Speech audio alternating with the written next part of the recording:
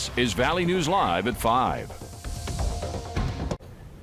We begin with this afternoon with a lot happening over the past hour, including several tornado warnings. We want to show you some video right away from Crete, North Dakota. It's located northeast of Oaks. It was sent to us before 4 from Andrew Greenmeyer. Now, as far as we know, any signs of any funnels that we've been reporting have been in the rural areas, so at this point, no word of any damage. But let's go to our chief meteorologist, Hutch Johnson. Hutch, what's going on right now? Things have calmed down a little bit. Yeah, the warnings have all been allowed to expire as the storms move north. They are making their way towards our area. They still show some signs of spin, but we have not seen what we were seeing a little bit earlier this afternoon. First Alert Weather Day does continue. We've talked about this since the weekend, and since Monday we've been highlighting that we'd be keeping our eyes on a chance of some spin with these storms. Here's the line of thunder, and the shower activity near the international border is just that. It's rain, and I do not expect anything severe up there at this time. Looking down to the south, though, a line of lightning from Valley City straight down into the Grant County areas, working its way towards Fargo, Fergus Falls, getting you in a little bit closer. You can see not seeing a lot of reds and yellows and oranges. And as we talked about the other night, the risk for hail is not really that great tonight. Moving into Valley City, these storms are moving north at about 40 miles per hour. So we'll go ahead and track these for you real quickly and tell you that if you are in Valley City, if you are in the Castleton area, Buffalo, Kindred, and even the FM area, here's a little idea of when they'll be in our area. Valley City, 5:09. We'll be talking about Moorhead and Fargo right at 5:30, the end of this show. They'll be approaching. Still some signs of rotation with these, and they're in a friendly environment for spin-ups tonight. Harwood, you could see a little bit of activity as well. We're going to track it into Fergus Falls as well, and then we'll get you back to some more news here as I manage to drift over into Lakes Country. Here's a look at these storms. Also moving north and east in towards Fergus Falls and the Battle Lake area at about 40 miles per hour. These will be pushing into places like Glendon, Barnesville, Christine, Rothsay, and Fergus Falls. And you can time it out to your community here. For instance, Pelican Rapids, about the same time it's hitting Fargo, the 5:30 time frame, it'll be making its way in. We have our storm chaser, Eric Whitehill, out. We have our network of cameras to keep our eyes on the skies for you. If storms approach, know that tornadoes will be a threat tonight. Review your safety plans.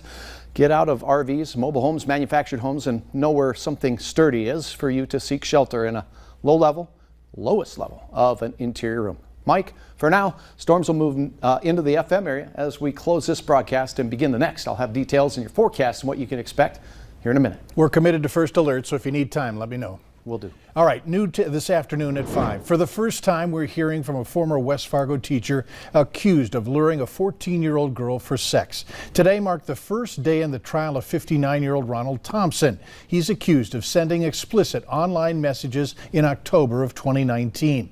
Thompson has been silent since his charges came to light earlier this winter, but a new audio released today in court reveals his side of the story from the day he was questioned by police. Take a listen. Do I enjoy the chat? Yes. Do I unfortunately, I don't get sexually aroused. Okay, so from that standpoint. Okay, and obviously that's a little hard for me to believe after reading all these chats, right? Yep. If convicted, Thompson could spend the next 10 years in prison. His trial is expected to resume and be handed off to the jury tomorrow. A former high school football coach is explaining his decision to quit after accusations of player misconduct canceled the season. Yesterday, he resigned as a teacher and head football coach in Proctor. He was a little more than a week after students say he said 2 football players held down another player in the locker room as a third teammate used an item to sodomize that player held on the ground. The former coach says that he was not at the school when the alleged attack happened, but he says people are threatening his family. When the principal told me that I couldn't be safe, he didn't know if I would be safe in school. That was it.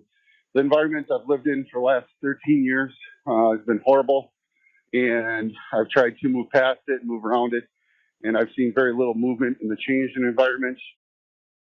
The former coach also believes members of the school board and administration treat him differently because of his Native American heritage. The school district wouldn't comment on that.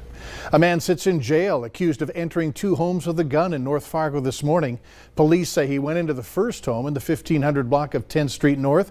Then a couple hours later, he went into another home in the 1500 block of 12th Street North. In both instances, police said he did not display the gun. They found it behind the second home. The caller from that place said the man seemed intoxicated. Officers were able to find Daniel Grinder because he was on probation with a GPS ankle monitor. He was found in the backyard of a home in the area of the 1400 block of North University Drive. The fallout continues as the North Dakota Attorney General's office now reports 458 complaints of Glaser Images, the Bismarck-based photography company, which closed suddenly last week, leaving clients, subcontractors, and employees in the dark. The company's attorney made one thing clear in a press conference today. His main focus is getting the couples whose wedding already happened their memories. A former subcontracted videographer says there continues to be more questions than answers. I do not understand how Gloucester can charge between $4,000 to $8,000 per wedding, pay me as the person filming the wedding less than $300 per wedding, and not have enough money to run a business. We'll have much more on this story tonight on Valley News Live at 6 and 6:30. Today, President Biden meeting with labor leaders and market retailers, including Walmart and Home Depot, to address recent global supply chain bottlenecks that threaten to snarl the holiday shopping and shipping season. The meeting comes as the Biden administration announced 24/7 operations will begin at the Port of LA today in an effort to address clogs in the chain. Alice Barr has the very latest from Washington. Across the country, frustrated customers are finding more empty shelves from grocery store aisles. Makes me kind of angry, like, why? To Halloween costumes. We're still waiting on about 25 or 30% of the merchandise to come in. It's the latest effect of shipping and distribution delays impacting nearly every business in America and helping drive inflation, up 5.4% in September compared to last year. President Biden meeting today with labor leaders and major retailers as they try to unsnarl the supply chain in time for the holiday shopping season. The commitments being made today are a sign of major progress in moving goods from manufacturers to a store or to your front door. As the world emerges from pandemic lockdowns, demand for products has surged, while truckers, railways, and warehouses have all lost staff. It's just not that same smooth operating machine that it once was. Dozens of cargo ships are still out at sea waiting to unload. President Biden today announcing the Port of Los Angeles will begin operating around the clock. Are overflowing with goods. We don't have enough workers in these warehouses to push that cargo out to the store level. Shipping giants and big box retailers are expanding their hours and scrambling to stock up before the holiday surge, urging customers to start shopping early and build price hikes for meals and gifts into your budget, expecting holiday cheer to cost a little more this year. On a positive note, the Social Security Administration announced today it will increase benefits next year by 5.9% to account for increased cost of living and inflation. That's the biggest jump in benefits since 1982. North Dakota lawmakers continue listening to many proposals on how to spend $1 billion in federal aid. Many want the money to go to specific projects or programs, but one lawmaker wants the money split up, given to checks to North Dakotans. State Representative Jeff Magrum proposed using all of the available funds, giving each resident of North Dakota a check for nearly $1,300 as a direct payment.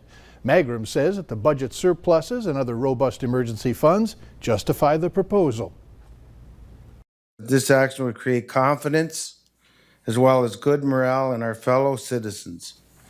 We would show our people goodwill and respect for all that our people have gone through recently. He added that the state would be able to collect on sales tax for increased spending with the checks. It's unclear if this use qualifies under the rules for the spending. The city of Moorhead is adopting a ban on full-flavored tobacco products. All but one of the council members supported the ordinance. The ordinance also bans the sale of menthol products. A federal judge won't block a COVID-19 vaccine mandate for scores of Minnesota healthcare workers, at least not right now. Nearly 200 Minnesota healthcare workers filed a lawsuit last month challenging the president's requirement that all workers in most health settings get vaccinated or they'd lose their jobs. The judge in the case also said that the healthcare workers filed the request anonymously and will have to reveal their names to employers. There's a roadblock for booster shots. The FDA saying that Moderna's latest shot does not meet all of the criteria needed for approval. While data on its booster shot shows that it does increase the level of protection from the coronavirus, scientists say that the difference in antibody levels before and after the shot is not wide enough. The United States is easing travel restrictions for fully vaccinated visitors from Canada and Mexico. The first phase starts next month. It allows people traveling for non-essential reasons to cross U.S. land borders if they show proof of vaccination. In January, the second phase will begin. That'll extend the vaccine requirement, so it also includes people traveling for essential reasons. A Lidgerwood, North Dakota mom travels 73 miles to get specialized services for her son who has Down syndrome. They go to Gigi's Playhouse in Fargo, North Dakota, which is the only North Dakota Down Syndrome Achievement Center. Tonight on Valley News Live at 6 and 6:30, we'll share their story on how you can help Gigi's rebuild the Playhouse after its original building was destroyed in a devastating fire. Stay with us. Valley News Live at 5 continues.